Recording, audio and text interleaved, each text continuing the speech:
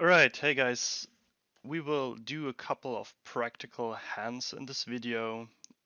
Those hands are exclusively pre-flop all-in hands. And here we have a spot in the Bodybuilder 530 I use paired as a replayer so we can see all the bounties directly without tapping into the text of the hand history. And here the under the gun player who has a 2k bounty so we can win 1k. Pair is the whole bounty displayed. Haven't won any bounty until now.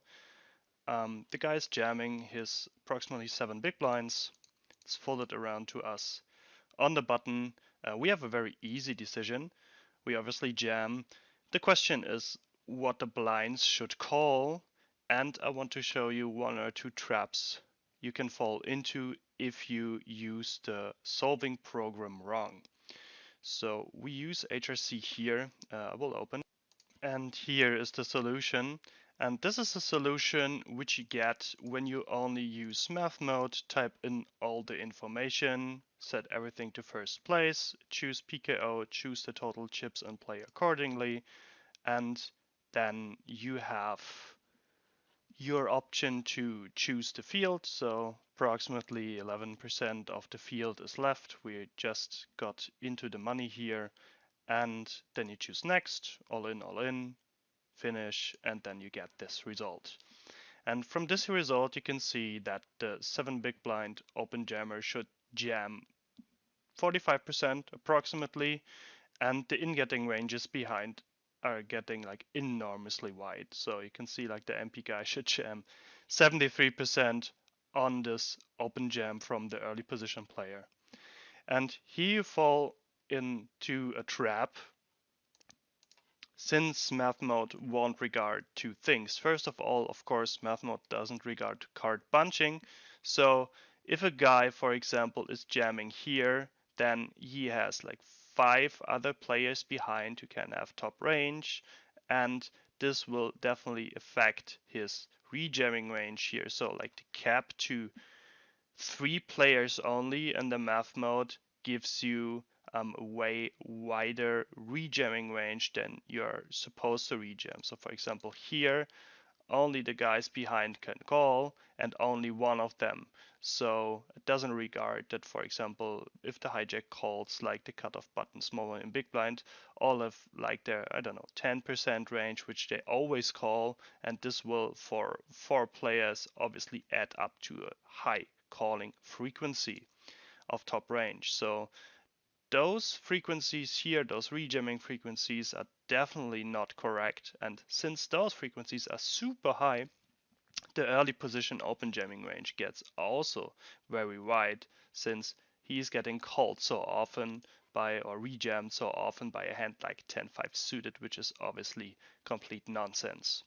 So what you definitely should do is use Monte Carlo mode in this kind of situation where you have a lot of players behind which can react. Now we know that this hand is folded to us on the button and we have 2 players left, so we choose Monte Carlo mode with 4 players in total. If we do so, we get a completely different result. So this is the Monte Carlo mode completely converged, I think with like 2 billion runs, and the early position jamming range is all of a sudden only 20% and not 45%. So this is a very big difference how you should open jam here in early position. And our solution on the button here is obviously we have a very easy decision with our ace 8. We should rejam approximately 37% of our range.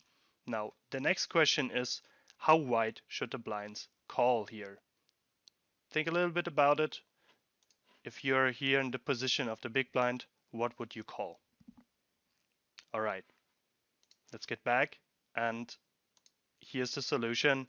We have approximately 35 to 37% of the frequency here to call for the guys. So the big blind here, for example, should call any ace, any king, and obviously like all of the good multi-way hands.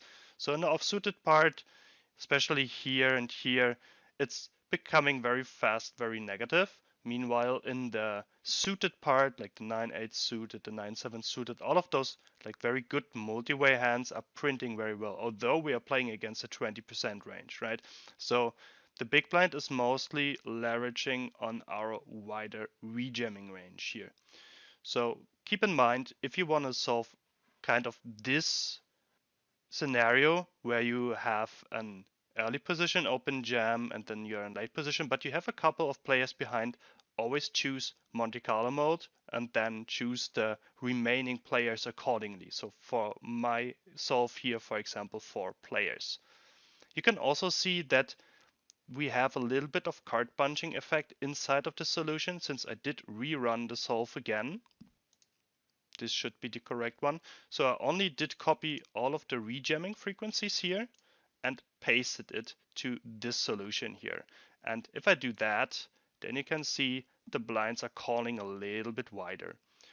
So this is the solution when you're not regarding card punching, that the probability of him open jamming and me having like a certain kind of range contains more top range, since I'm more probable to rejam top range here than the bottom combos. We can also answer the last question here. How much does the last player impact the whole solution? So EP jams, we jam, and in the math mode, now only small blind or big blind can react.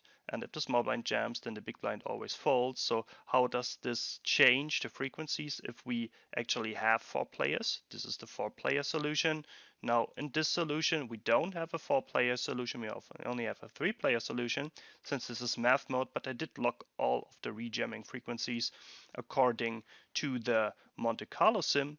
And if you do so, then you can see that the blinds are rejamming a little bit wider, or calling a little bit wider our rejam. So here the big blind calls 38.5%, and here the big blind calls 37.6%. So if you set the frequencies according to Monte Carlo, then both modes, math mode and Monte Carlo mode, are like close to similar. Like the probability of only one player behind us calling a certain amount of top range doesn't influence our rejam on the button as much. The most influence you have that on the solution is that you have an open jam and then, for example, MP or hijack rejams with a like absurd frequency, and then all of the solutions behind are getting crapped. So if you want to solve this kind of spot, please use Monte Carlo mode. In this hand here, we play it out. We jam, big blind makes a very standard call here with queen 10, and the guy here did open jam ace 3 offsuit. So let us look shortly into the EP jamming range and how much this open jam burns.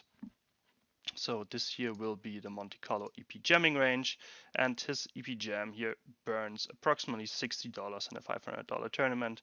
So yeah, keep in mind your 7 big blind short stack is still valuable, and you cannot just like go ahead and jam like anything what you want. It's a pretty burning jam here, since you have so many players behind you which will call you high frequently. You will end up very often in a multi-way scenario where your hand is probably on one side dominated, and on the other side the third caller has a lot of equity in a call with a hand like Jack 9 suited. So yeah, this is not a good open jam here from under the gun. His bounty is so big that he should expect to get called very, very frequently.